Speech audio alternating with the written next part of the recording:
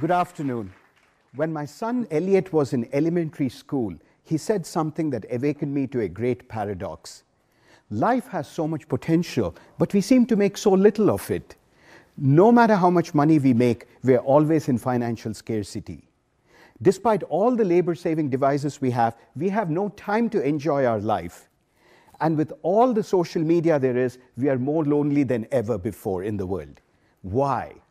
On a daily basis, our life just seems to suck. Why? Around the same time, I stumbled upon the writings of an Indian mystic called Osho, spelled O-S-H-O, Osho, who left behind a legacy of over 2,000 books on the art of living in bliss, in joyful abundance, and with conscious awareness. Inspired by Osho's perspectives and by my son's question, I will now explore a fundamental shift in our consciousness that speaks to the very heart of the paradox that my son Elliot highlighted. There are three barriers that contribute to why life sucks. Let's examine what it takes to overcome them. The first barrier I want to talk to you about is called the chattering monkey. How many of you have noticed that there's a voice inside your head that is talking to you right now, simultaneously, even while I'm talking to you? Eastern mystics have called this voice the chattering monkey. Why? Just as monkeys are moving all the time, jumping from branch to branch, so is our mind.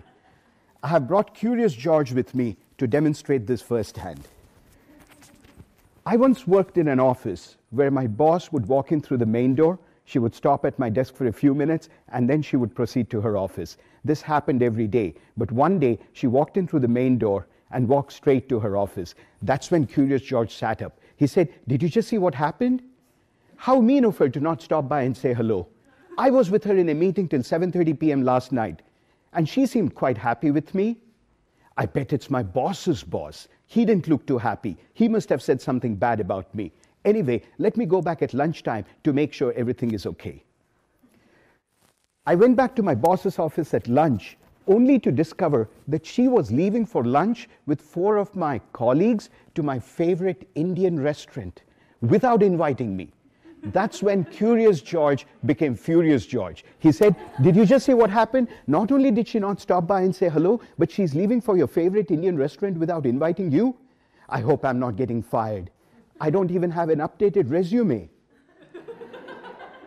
I better come up with something spectacular to help me keep my job. Otherwise, I'll never be able to make my payments on the new Honda." Now, little did I know that my boss was supervising a project that 4 of my colleagues were working on that was going very badly. And since I was not involved in the project, she just didn't feel the need to invite me. And on top of that, my boss's boss had yelled at her that morning about the project going badly, so my boss was stressed. She walked into the building, walked straight to her office, picked up her phone, called my colleagues, told them to meet her for lunch so that they can together fix the failing project.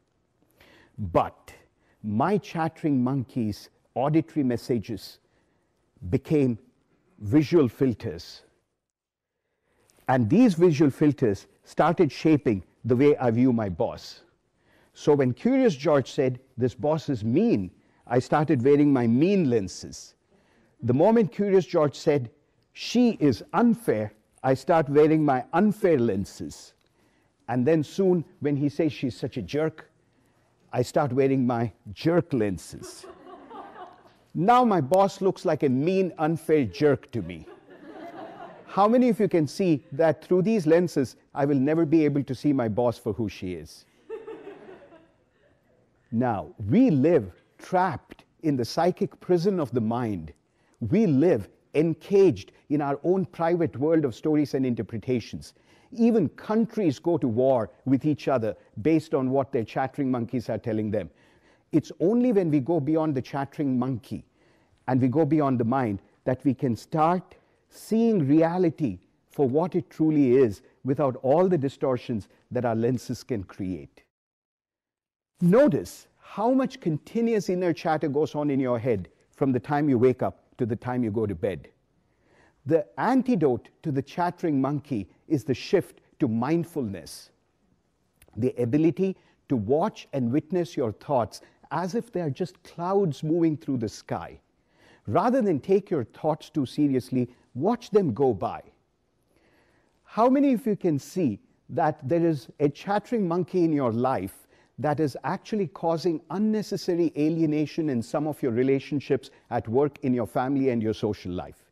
And how many of you can see that whenever you're miserable, most often it's your chattering monkey causing your misery?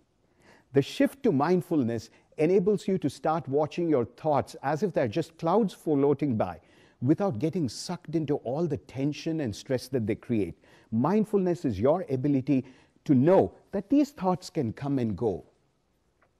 You don't have to get sucked into them, and you are not your moving thoughts. You are actually the sky itself, the space of consciousness that holds these moving thoughts.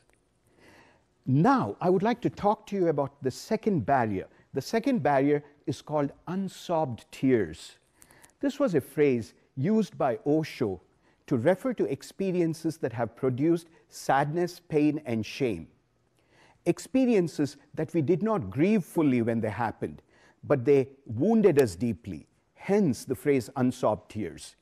We carry the sadness within us long after the event. We wear masks sometimes to conceal the pain. I wear 3 masks to hide my insecurities: that I'm nice, that I'm smart, that I'm goofy. How did I come to wear these masks?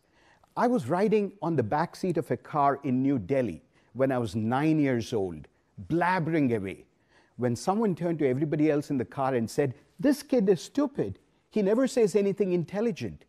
In that instant, my whole world came crashing down. It's no accident that I have earned the equivalent of 4 master's degrees, I have a PhD, and I have published a bunch of papers just to prove that I'm smart. But the irony is that no matter how many degrees I earn, the initial insecurity never went away.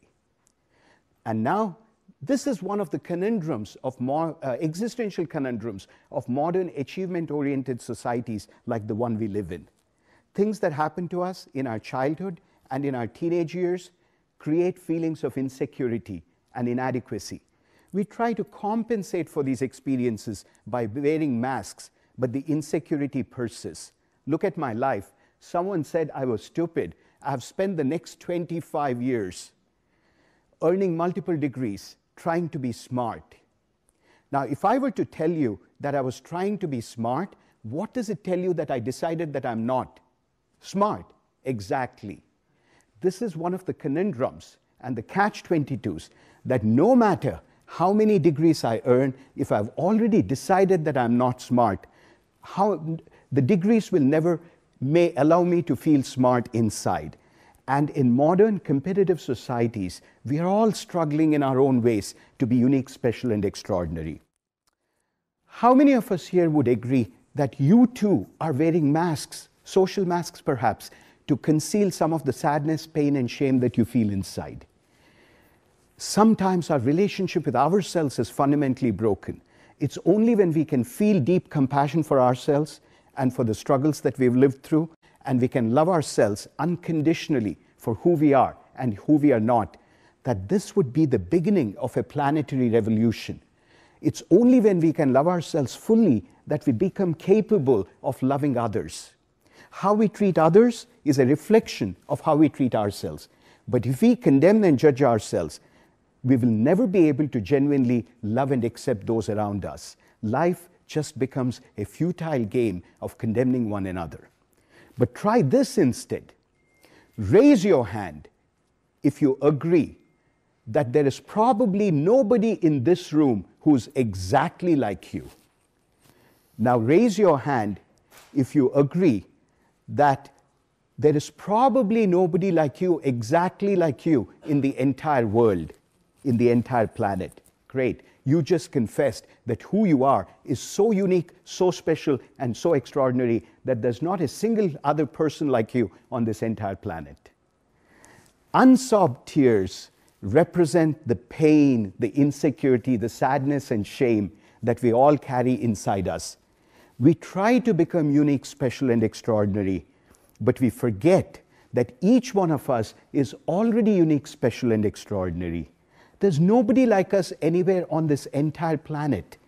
This is a powerful shift that can move us from the everyday tension and stress of proving our worth to appreciating the sacredness of ourselves and of everybody around us. If there's nothing else that you remember from my talk, I want you to remember to fall in love with yourself just the way you are. The third barrier that I want to talk about is called robotic somnambulism. Somnambulism is a medical term that simply means sleepwalking. You woke up this morning and you're here where you are now. How many of you would agree that you probably have no recollection of how you got here? Why is this so? Because it's almost as if there's a little robot inside you that is hitting the snooze button, brushing your teeth, eating your cereal, taking a shower, and driving to work, all done mechanically. We are on autopilot. Why does this happen? Our desires transform us into programmed goal-seeking robots, planning a grand future even as the beauty of this present moment disappears right before us. Believing that we will be happy once we reach our goals is a falsely peddled mentality. As we reach our goals, too often the goalpost just moves. And when the goalpost just moves, it's like we're chasing a point on a receding horizon. We climb a ladder, and just as we are beginning to celebrate, 100 other ladders open up before us. Instead, let us consider another paradigm. Life happens in 3 domains: having, doing, and being. Having consists of all those things you can possess. Doing consists of actions that you take. And being is simply a state representing who you are. Let me give you an example that will remind all of us of something that's very important. Being happy is not dependent on what we do and what we have. I want you to look at this more closely. If you grow up in any of the consumption-oriented societies of the modern world, you are told that you need to have what? Money. In order to do what you most want to do, let's say vacation in Venice, in order to be happy. Although you're told that, how many of you would agree that you could be miserable sitting in a 5-star resort in Venice, and you could be joyous walking your dog and picking up her poop right here in Syracuse? Try another one. How many of you can picture 3 delighted children playing by a garbage dump with a milk carton tied to a string as their only toy, but joyous? And how many of you can picture 3 children in a very prosperous neighborhood with a room full of the most expensive toys, still discontented and unhappy? This only goes to show that being happy is not dependent on what we do and what we have. When we are sleepwalking through life like robots, we forget. We become so busy having and so busy doing that we forget that the very essence of us is our being. We have forgotten our being. We need to shift, therefore, from sleepwalking through life like programmed robots to what? To a deep wakefulness in which we are alive to the miracle of life, celebrating the beauty of this present moment. If we are not conscious of the beauty of the present moment, years of our life will disappear just before us because we are sleepwalking through life. And many of us here have an inner condemner, which is constantly criticizing us and condemning us for not having enough and for not doing enough. This is a very important shift because it reminds us that we were designed to be human beings, not human havings and not human doings. Through this shift, we can remember that being happy is not something that is dependent on something outside, but arises from within. Now, in conclusion, I want to invoke the metaphor of a beautiful rose. To understand the full potential of life, let's think of 4 different stances that we can have towards the rose, as Osho reminds us. Those of us who are business-minded will tend to approach the rose with a calculating frame of mind. How much can I sell this rose for? Those of us who are scientists will tend to analyze the rose by placing it under a microscope after dissecting it. Those of us who are artists will probably admire the beauty of the rose, perhaps by composing a poem about it, perhaps by painting it. And those of us who are mystics will simply celebrate the beauty of the rose, the mystery of the rose. We will celebrate the mystery, the infinite marvel of nature's splendor. Life appears like a problem to be solved because we live in a world that is created out of logical explanations and utilitarian calculations. But we must remember not to approach life as a problem to be solved, but instead as a mystery to be joyously embraced. So to go back to Eliot's original question, how is it that life has so much potential but we make so little of it? And why life sucks? In the unawakened state of consciousness, there is a monkey, a robot, and years worth of unsolved tears within us, inside all of us. But through the shifts that we have discussed, hopefully we can begin to take the steps to start living our life like Osho would have liked us to, in bliss, with conscious awareness, and in a spirit of joyful abundance. Thank you.